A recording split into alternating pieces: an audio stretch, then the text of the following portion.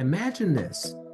You've built your business from the ground up, invested years of hard work, endured sleepless nights, and faced numerous challenges, all for the dream of eventual financial freedom and a lasting legacy. But what if I told you that 80% of businesses never sell, they dissolve?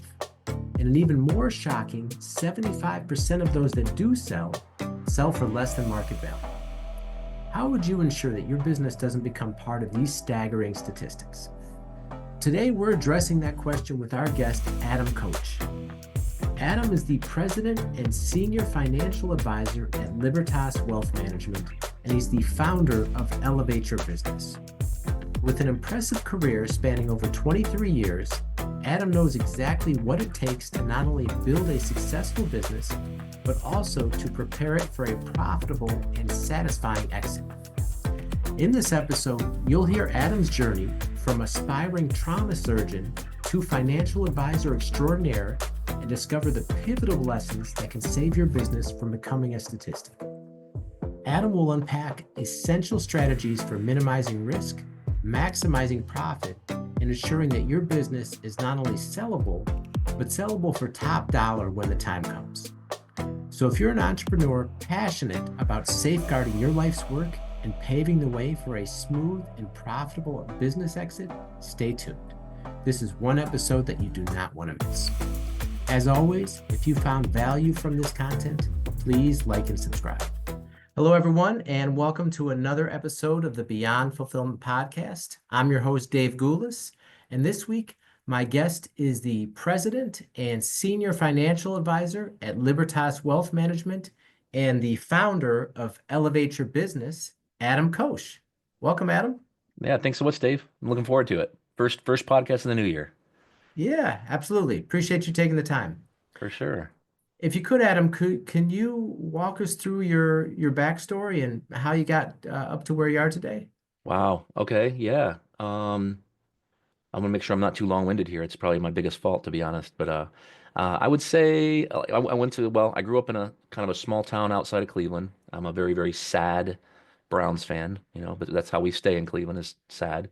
I went to school at Ohio State. Wanted to do trauma surgery, actually. So I was going to school for medicine because I wanted to be just like my dad, who was a doctor. He was an optometrist, but I found that optometry wasn't for me, and I was more interested in something a little bit more lively and exciting and varied every day. So, long story short, I went through 3.5 years and kind of had a big aha moment that, changed the trajectory of where I was headed. And I decided to call my dad walking through campus one day and say, hey, I'm not going to go to school for 7 more years and do this whole trauma thing. I think I'm going to do something else. And he says, what are you going to do? And I said, I don't know. I'm still figuring it out. And he says, well, I think you should be a financial advisor. And I'm thinking, what are you talking about? I took all these pre-med courses. And he says, well, it'd be like financial surgery, sometimes an emergency, sometimes not. But, I think that you're good with people. And I think that, this industry probably needs more, people who are better with people as opposed to just number crunchers. So he introduced me to his advisor, and the next thing I know, I'm going through an interview process that summer, and I'm being hired by a national brokerage firm, and I fell in love with it. So it wasn't planned. That kind of wasn't the trajectory I was headed in, but I thought I'll give it a shot. The brokerage firm I worked for was one where you could kind of get your own office, and you didn't have somebody kind of over your shoulder telling you to buy this, sell that, telling you what to do with your clients. So you got a lot of independence and really good training, I thought. And then I was a fast starter, did really well out of the gate, won a bunch of awards, but I always knew that I didn't want to work for someone else. I always wanted to have my own gig. So roughly, I'll say 3 years into working for this firm, I started my company when I was, I think, 25. At the time, I was too stupid not to, I was too stupid to start it, right? But I started it anyway. It's one of those things I always say. It's not like failure wasn't an option, that cliche that failure is not an option. I honestly never thought about it. It was like, now that I have, kids and a whole lot more responsibility, I think that it would have been a different feeling. But that's how Libertas started. And then been running Libertas now for, total career, I guess, almost 23 and a half years. And then just after COVID, I kind of had this I don't want to call it life changing, but more like career changing book that I read, and it's called Walking to Destiny. Snyder's the author, and when I was reading this, and this is just something that's really going to resonate with your audience, when I was reading this book, four statistics, we'll say, hit me like a brick in the face. And the first was what most owners already know, which is that 80% of business owners' net worth is tied up in their business. Like, no surprise, right? Most people just shake their heads. Yeah, like, oh, yeah, that sounds right. But the second statistic is 80% of businesses never sell, they dissolve, which is shocking. For me anyway, it was shocking. And I thought about all the good times, all the bad times, the tough times in business, to think that I would have nothing left at the end of the day, nothing for my family, nothing for my kids, nothing. It was shocking, and it kind of made me angry. And then the other statistic, the third, is 75% of those businesses that do sell, so 75% of the 20% sell for less than market value. So even those that do sell, you're not even getting what it's worth. And then the last one was that 75% of owners who were surveyed a year later extremely regret selling their business. And the reason that they regret selling it is because they didn't make a plan for what life was going to look like after the sale. And it's kind of like the life after football thing. Many of us have heard the statistics about how, the average NFL player is in the league for like 3.8 years and that's it. And then they're like 24 years old, 25 years old, and they have most of their life ahead of them. It's like, now what? My life's been football my whole life. Well, it's not that different from business owners where your whole life you've been building and running your baby, right? And then all of a sudden it's like it's over. So you gotta have a really well laid out plan for what you're going to do with all the time that you're going to free up, whether that's do something else for work part time, dial it back. We call it pre-retirement. Um, or if you're going to not work anymore, you gotta have something to occupy your time, because business owners are a breed of people that stay busy, sometimes to a fault, right? But so yeah, so that's kind of how I got to where I'm at. That's where Libertas is, helps with both business owners and career professionals with retirement planning, so planning to make work optional someday. And then Elevate is a company that helps owners basically transition from wherever they're at today with their company to becoming a company that has less risk, more profit, more free time for the owner, more sellable, reducing customer concentration, like all the different things, both tangible and intangible, to increase the absolute value of their company, and then increase the multiple as well through intangibles. Attention e-commerce sellers. Is fulfillment a headache for you? Whether you're fulfilling in-house and you know you need to outsource, or you're with another 3PL and you know you deserve better service, Easy DC 3PL can help. We offer personal service, fast response time, and we're flexible to meet your unique needs. Get in touch today and find out how we can help you. Well, wow, you did that really well, laying out your career trajectory in just a couple minutes there. Okay, so just want to go back to in the beginning. So you're pre-med, you're 3.5 years into pre-med, and you decide I don't want to do this anymore. Yeah. And then your dad says, well, okay, and it was you were kind of following in your dad's footsteps too. And then he suggested, I mean, that's quite a 180 going from a trauma doctor to studying to be a trauma doctor to a financial advisor. So what was that shift like for you? Um, Scary.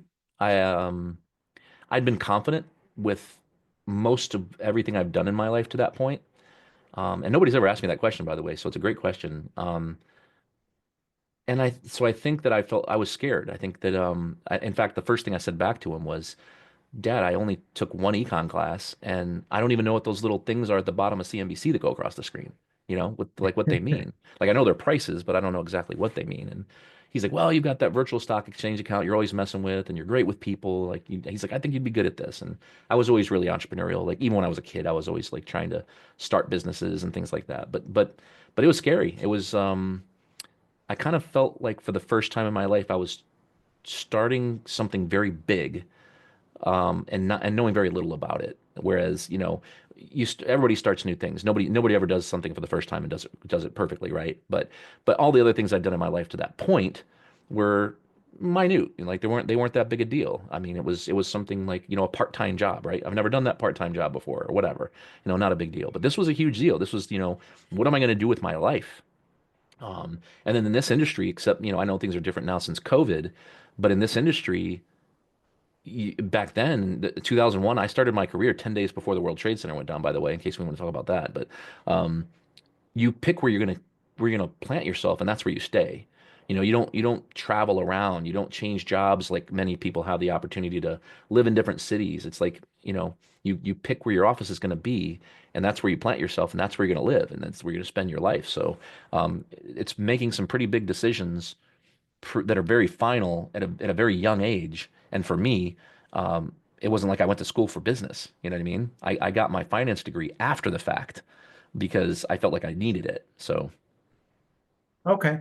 And so you mentioned you're a fast starter, you won some awards and did very well, like out of the gate. I mean, being that you didn't have a finance background, you had just been in med school for a few years, which is totally different. Like what do you attribute that early success to?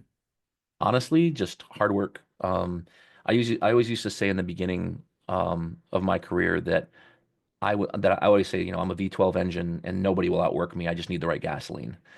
So I was constantly seeking out mentors. I think probably the best thing I did for myself, and I still do to this day, even though I'm, 23 years in the business, is I'm still looking for people who are smarter than me all the time. And if I meet somebody who's smarter than I am, or knows more than I am, or more successful than I am, I kind of nag them until they'll give me their ear, and then they become a mentor, whether they like it or not. But that sounds really mean, but it's the truth. I have so many mentors and so many people who've either they're on retainer and I'm literally paying them as a coach, or people who are just friends that I've befriended in the business.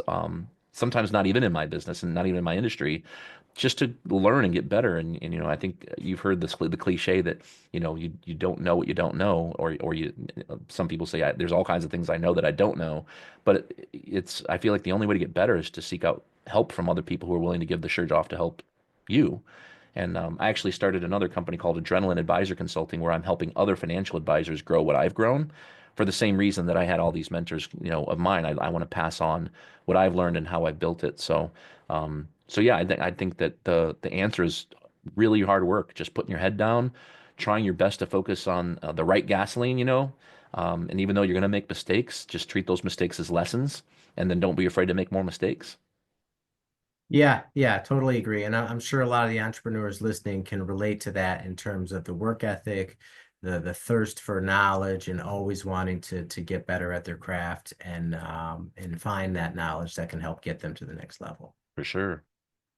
Okay, so you're doing well at the corporate firm and getting these awards and whatnot, and your career's taken off, but you said you always knew you didn't want to just stay there. You wanted to open up or have your own business. So what was it like when you made the decision to launch out on your own? That part, interestingly enough, unlike the previous question you asked about, going and how'd you feel when you made the big transition from I'm going to be a doctor someday to I'm doing something completely different, like you said, the 180, where I was scared. This was different. It was like I had no fear whatsoever. I was excited. Most people listening to this or watching it know that the financial advisory world, the financial industry, is the most highly regulated industry in the world. And for good reason. I mean, there's no shortage of bad apples, unfortunately. And one of my problems, well, I always wanted to have my own business, but specifically in this industry, one of the problems in the industry is all the commissions and the conflicts of interest that exist with contests and, you know, all expense paid vacations to things if you do certain things or sell certain things. And I use that sell word intentionally because that's the problem with the financial advisory world and the financial planning world is that sales, And so it was really important for me as soon as I was able to basically afford to hang my own shingle, I wanted to do it the right way. I didn't want a big brokerage firm saying, well, here, this is the list of investments you're allowed to use because these companies pay $23 million dollars a year to be on the list. I didn't want to, say, well, you can only do these things or, and basically being pushed one way or other. And the firms, by the way, didn't make you use any specific investments, but they disincentivized you. So for instance, if there was 8 investment companies on this list that we could use at this firm, if we didn't use them, then none of the revenue we earned from investments outside that list of 8 counted toward what they called diversification trips, which would be, again, an all expense paid trip to Turks and Caicos or something like that. So not I just couldn't fall into the fold of just doing this thing because, let's put it this way. I could have made a whole lot more money faster doing it the wrong way. And it was crucially important for me to follow the advice my dad gave me when I started my company, which was treat everything you do like it's going to be on tomorrow's front page, and the rest will take care of itself. And so the plan was start this business so that you can do exactly what's best for the client at all times, and yeah, and pretend like everything's on front page, and the rest is taking care of itself. It's exactly how it's gone. I love that quote. So treat everything like it's going to be everything you do like it's going to be on tomorrow's front page. For sure. Okay. All right. Yeah. So what? So you didn't have any fear, right? You had success, you had confidence, right? You had some early success corporately. And then in terms of growing did it take off the same way that your career did in corporate, or did you encounter some early challenges? That's a good question too. So I started the company in '04. Uh, so I started my career in September 1st, 2001. So 10 days later, the market's already been going down, and then the New World Trade Center goes down. And I always use the same quote. I always say that I was 20, 21 years old. I was 60 pounds lighter, so I looked like I was 16. And I was trying to get people 3 times my age to trust me with their life savings, while the market's precipitously falling. I mean, tough times. So that was tough on its own.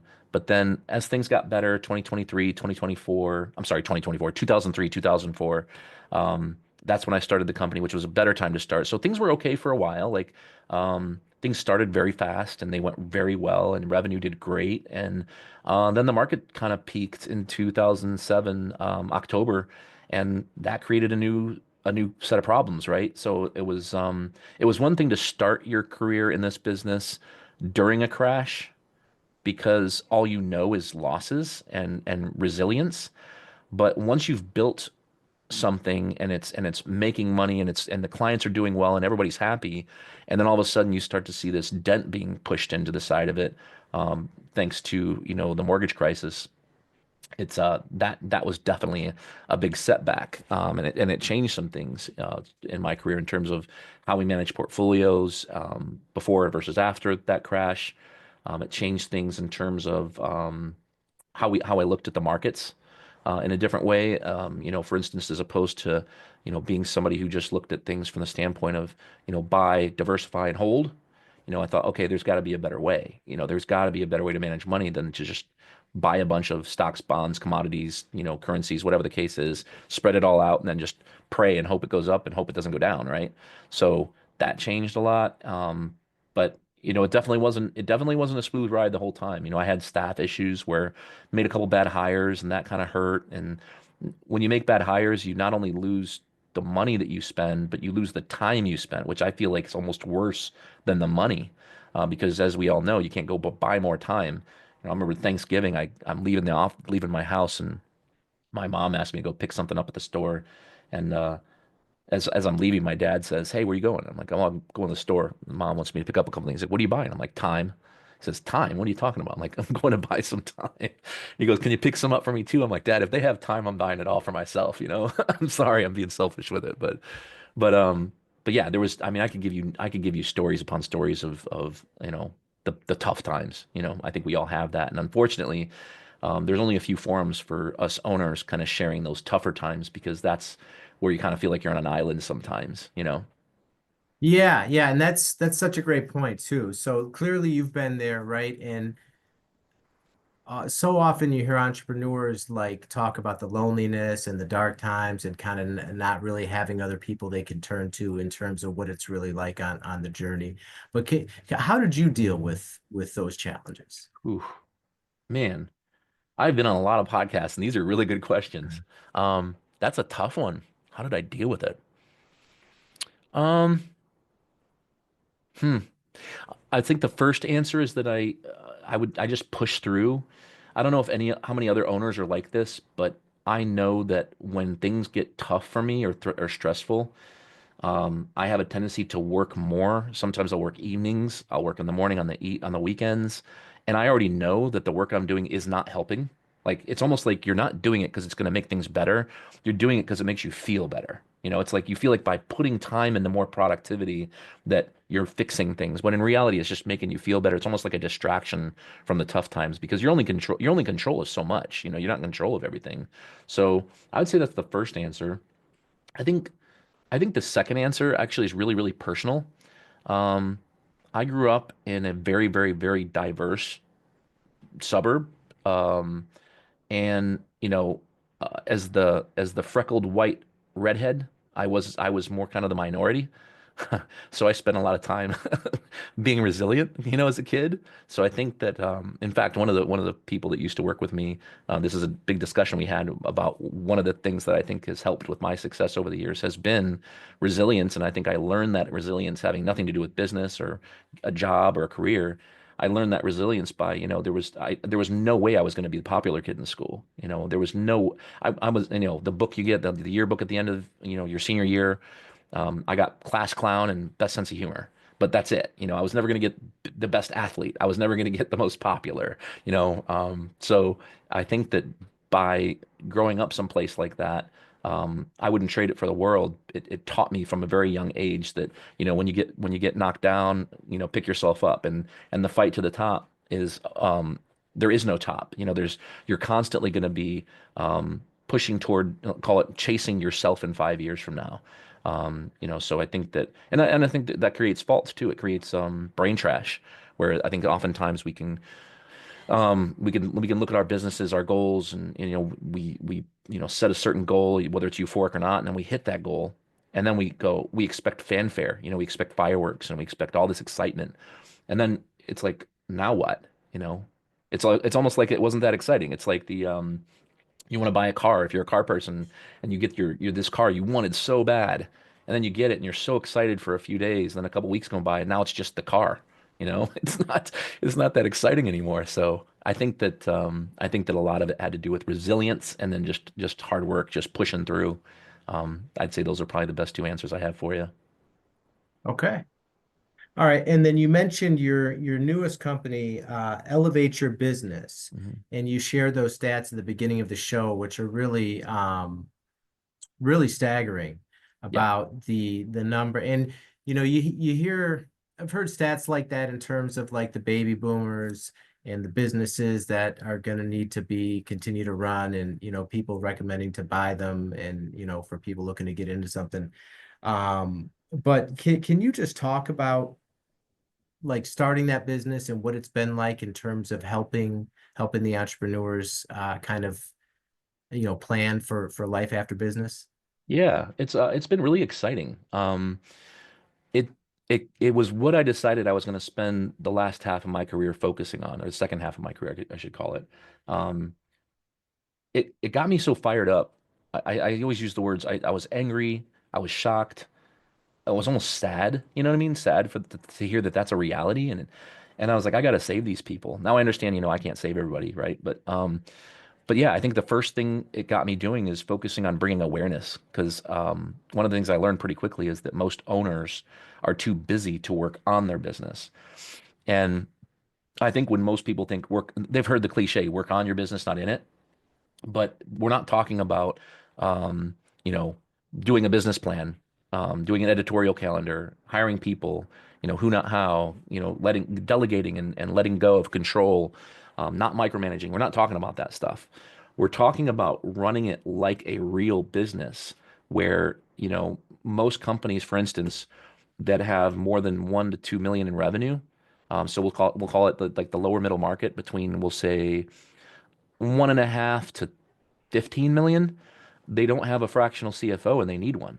And one day, if they ever hire one, they're gonna kick themselves for not doing it earlier, guaranteed.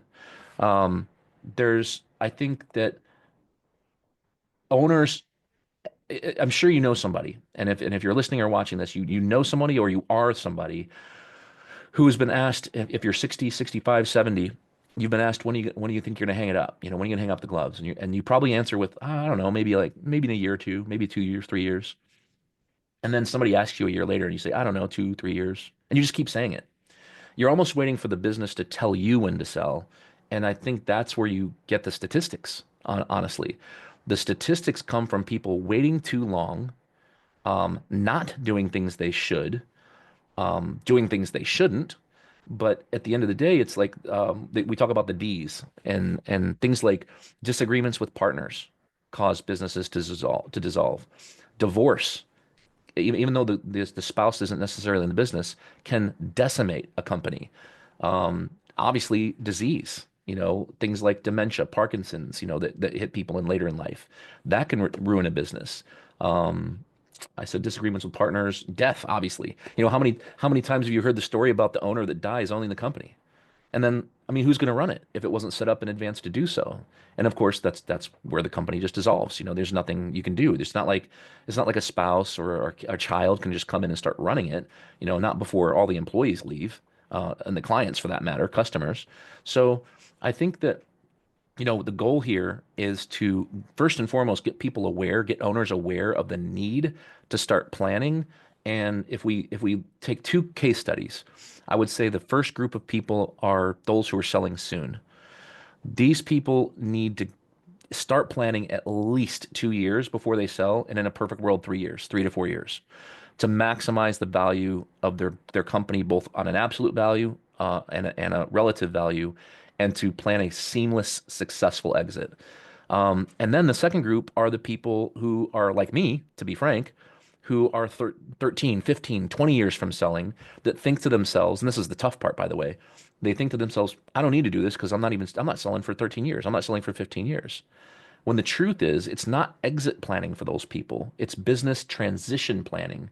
We're transitioning their company from wherever it's at today to where they want to be in the future, whatever that looks like. Most owners want more work-life balance. They're too busy. Many companies have too high of a customer concentration, where like their top 3 or 4 clients account for too much of their revenue. Most companies don't have continuity. There's no continuity relationship. There's no buy-sell agreement. So there's all these mistakes, things that get overlooked that, ironically enough, if implemented 15 years before they sell, they'll not only have more work-life balance, they'll not only have more, but they'll have more revenue. They'll make more money. The company will make more money. The staff will be happier. The owner will be happier, and it'll be ready to sell at any point. And why is that important? Well, what if a competitor comes up and says, "Wow, that's a great company you have, Dave. I mean, you've built something really special here, and honestly, we're trying to figure out a reason why we shouldn't buy you. Are you even up for selling? Like, are you open to it?" And because you've already gone through this whole process, you know what it's like. You know the different ways to sell. You understand. You've already de-risked. You've already basically set the company up, and that's why you're growing so much. That's why it's so attractive. And it's. I always joke it's like CrossFit.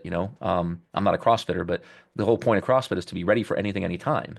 And when you do this planning now, as opposed to waiting and procrastinating, you're going to grow, like I said, grow faster. You're going to be happier, more work-life balance. And by the way, if somebody happens to come along one day and says, I'd like to buy you, you're ready to sell. Not only sell, but sell for top dollar.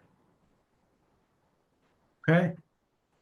All right. And Adam, if people want to learn more about your company, what you do, and how you can potentially help them, what's the best way that people can reach out to you?